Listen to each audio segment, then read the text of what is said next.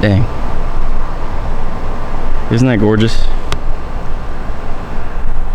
Alright, looks like a very nice evening to drive this thing. This is my 93 SC300 for those of you that have subscribed to the channel a long time ago. I haven't posted in a while, and I got a new camera, so I'm like, I want to film this car again.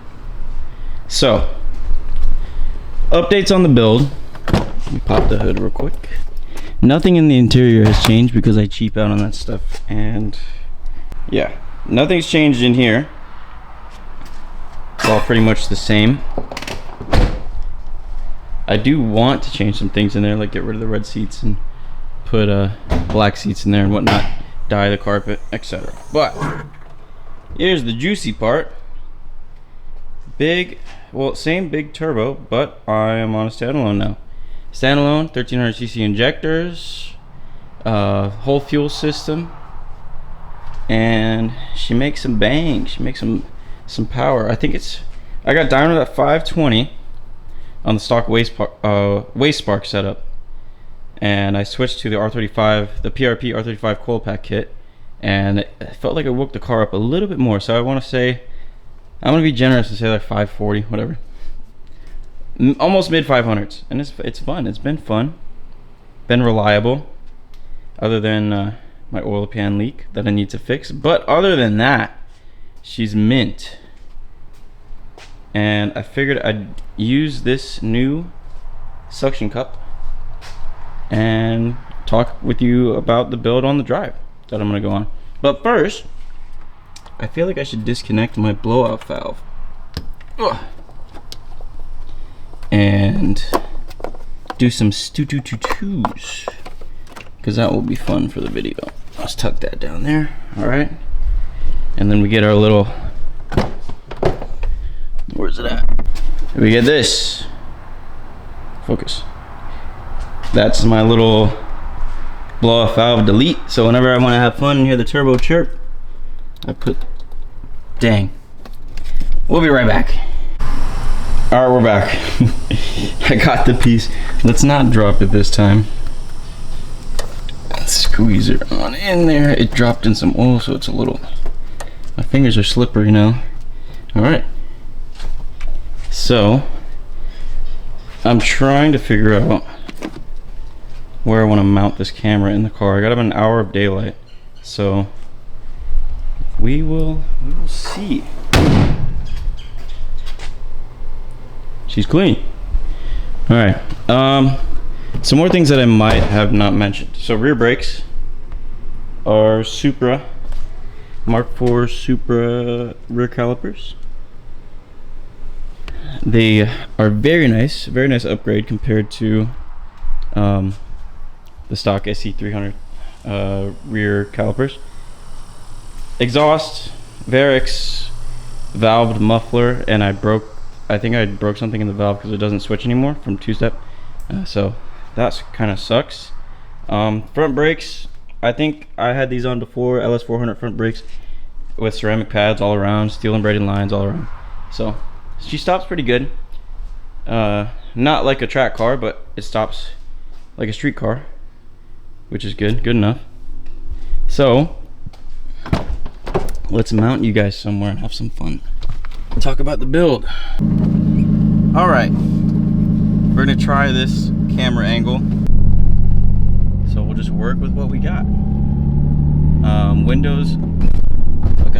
Windows can't be down all the way. I know my microphone isn't the best, but we're gonna try it out. We're gonna try and work with it.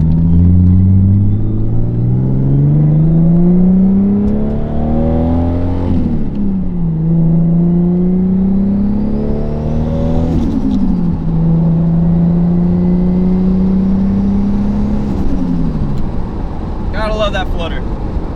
All right. So the last setup, I was still on the stock ECU and stock injector, stock everything. Actually on the block, and I'm still running the same trans, same clutch, same drift motion 3.5, stage 3.5 Kevlar clutch, which it's been holding up, but I kind of want to push more power, and I don't think it can handle more than 550 wheel horsepower. It says 550 horsepower, but who knows if it's torque or whatnot, whatever they rated on their website.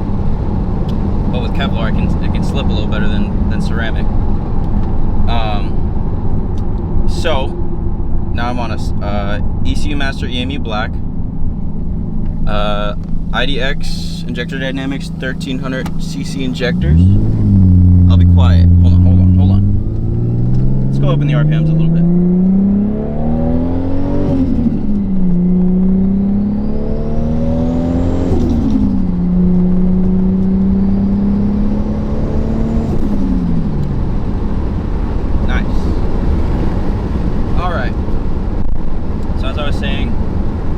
Injectors, new fuel rail, radium fuel pressure regulator, dash 6 return, dash 8 feed, Hellcat 525 fuel pump. What else? A lot of I got IAT sensor, oil pressure sensor, fuel pressure sensor. I have a boost control solenoid now instead of a manual boost controller. Yeah, wastegate spring is 14 pounds. Or is it 14? I don't remember. It's been a while since I've been dynoed. I think it's 14. And yeah, she's been ripping. It's been healthy. I got tuned when it was a little cooler out, so now I'm missing a few pounds because IATs are a little hot. But other than that, it's fun.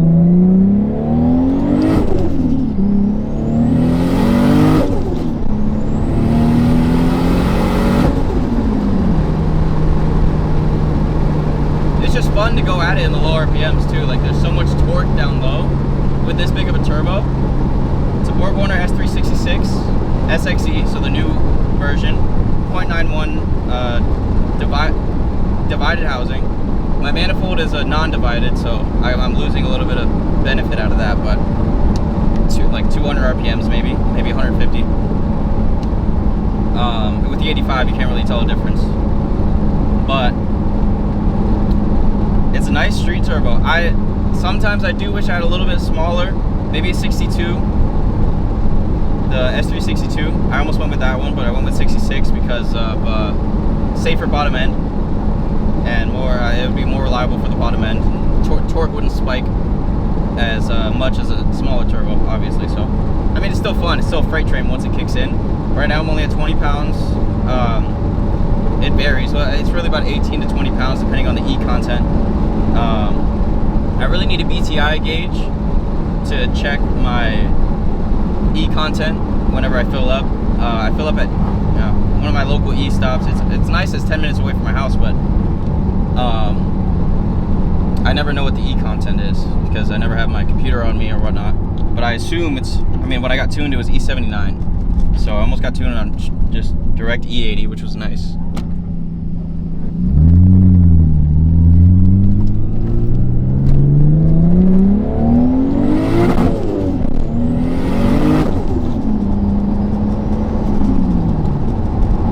And having this power, you don't need to go fast to enjoy it. It's, just to get in front of someone like I did right there. It's just fun. It's fun. I'm like, I have the power. I can just get in front of you. I mean, they weren't that close, but you know what I mean. It's nice to have the power and just use it for a little bit. That's for a smaller turbo. I think, me personally, I think going smaller or going with a setup that will maximize the efficiency of this turbo that I have will be nice, because I just like playing around in the lower RPMs. High horsepower isn't everything it's cracked up to be. I mean, 500 and whatever I have right now is nice, but I feel like once you get past 500, it becomes unusable. Right now, it's like perfect. I've been enjoying it. I get a little bit bored sometimes, but I just let the car sit for a few weeks, and I come back and drive it, and I'm like, dang, this thing has power. So it's fun. Going standalone is a no-brainer. I feel like I wasted my time going with the stock ECU, like, being like, oh, I can run a single turbo on stock ECU because my twins blew up. It was nice, but it was such a hassle. It would always die on me, especially with the manual. The MAP sensor would, all the air would rush out with a blow-up valve. The MAP sensor wouldn't know what to do because all the air is gone. Can't read anything, so the car just died. So stock ECU was all right for them. I wouldn't put a single on a stock ECU longer than a couple months. I did that for I think 5 months, almost 6. But sometimes you gotta do what you gotta do.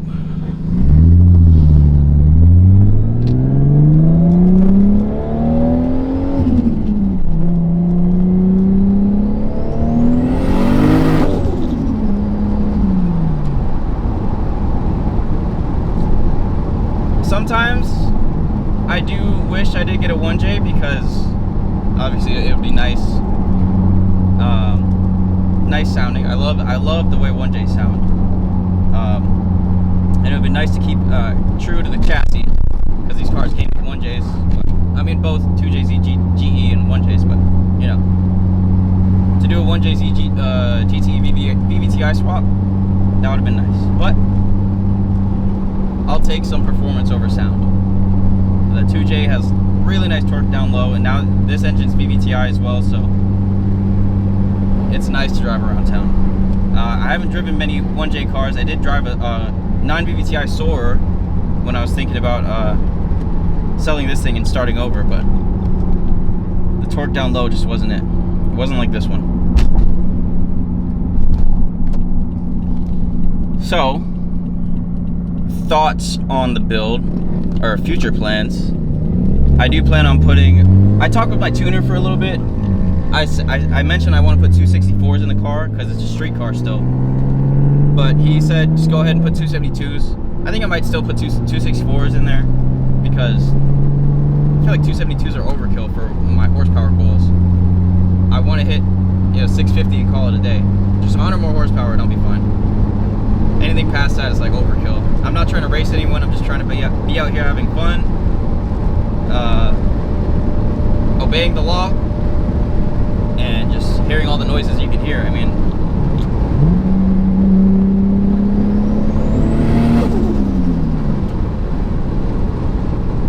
just that alone is just, man, love this car. Nothing on the kit has changed, nothing body-wise. There's an IS250 following me. Yeah, car's solid. Yeah, okay, I was talking about future plans. I went off topic. So 264s, Beehive springs, maybe, I don't know, any spring other than OEM right now, it would be beneficial.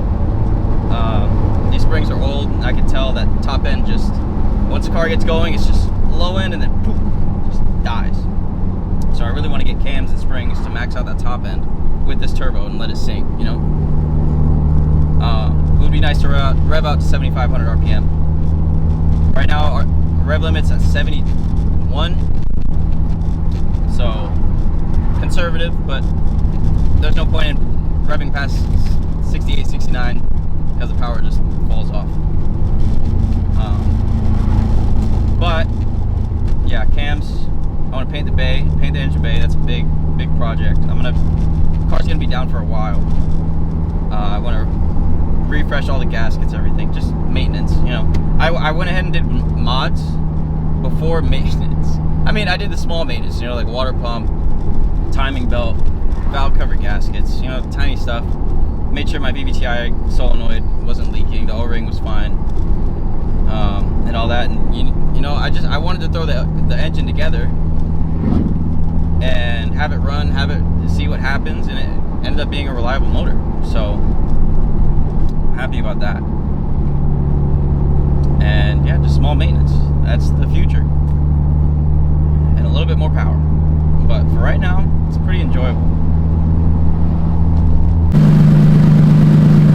So now I'm gonna go ahead and give you guys a walk around. Love this car. I have Dodge Intrepid fog lights, in case anyone's asking. They're not OEM. They're siliconed in, custom. My dad was the mastermind behind those. I'm loving the fitment right now. I lowered it about a quarter of an inch, so she's sitting good, but it rubs a little bit. 295s in the back. I changed the fitment. No longer, or yeah, 295s and 275 30s in the front on a 9.5 and a 10.5. Plus 12 plus 22. 19-inch rims. Okay, might as well list my whole specs. Look at that booty. Hold on. Bang.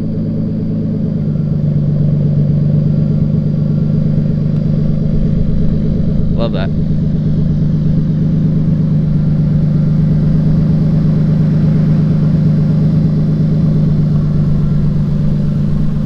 So like I said, not crazy plans for the future, but she's gonna be down for a little bit. I do want to make more power. I do want to clean the engine bay up a little bit. Here, let me pop the hood and just give you guys a peek, because at the beginning of the video it was kind of dark.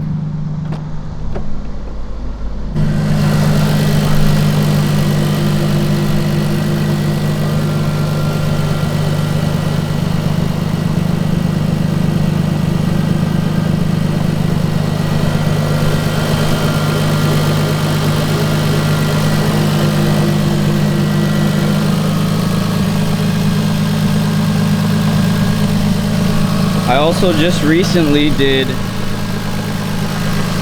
that? You can see it. Did a thermostat delete. Shout out to Freddie from Spec Tune. The car runs a lot cooler now. If you have a 2JZ, any 2JZ, I feel like you should do a thermostat delete and just let it flow through the radiator, because these cars get hot, man. So that helped me a lot. Dropped the temps down about 10 degrees. So yeah, definitely worth it. So now I'm gonna mount you guys somewhere else. I'm gonna figure out another spot, and then we can head back home before we attract too many people. Now let's go for a sunset drive.